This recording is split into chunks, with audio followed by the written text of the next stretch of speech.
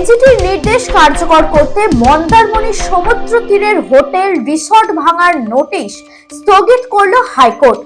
পূর্ব মেদিনীপুরের জেলা শাসকের দেওয়ার নোটিশ আগামী 30শে ডিসেম্বর পর্যন্ত স্থগিতাদেশ জারি করেছে বিচারপতি অমৃতা সিনহার আদালত। মামলার পরবর্তী শুনানি 10ই ডিসেম্বর। তার আগে মামলার সব পক্ষকে রিপোর্ট জমা দেওয়ার নির্দেশ দিয়েছে আদালত।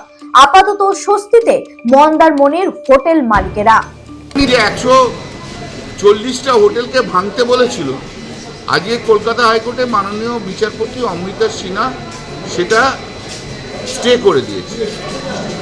13ই ডিসেম্বর পর্যন্ত স্টে হয়ে রয়েছে। 10ই ডিসেম্বর মাননীয় বিচারপতি অমৃতা সিনহা মামলাটা শুনবে। 1 নম্বর, আমাদের যেটা আর্গুমেন্ট ছিল সেটার মধ্যে প্রথম কথা হচ্ছে এই যে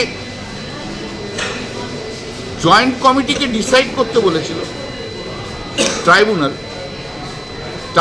তার বিচার করার অধিকারটা কোনো কমিটিকে ডেলিগেট করতে পারে না। কোর্ট কি ডেলিগেট করে দিতে পারে যে না তুমি শুনে নাও?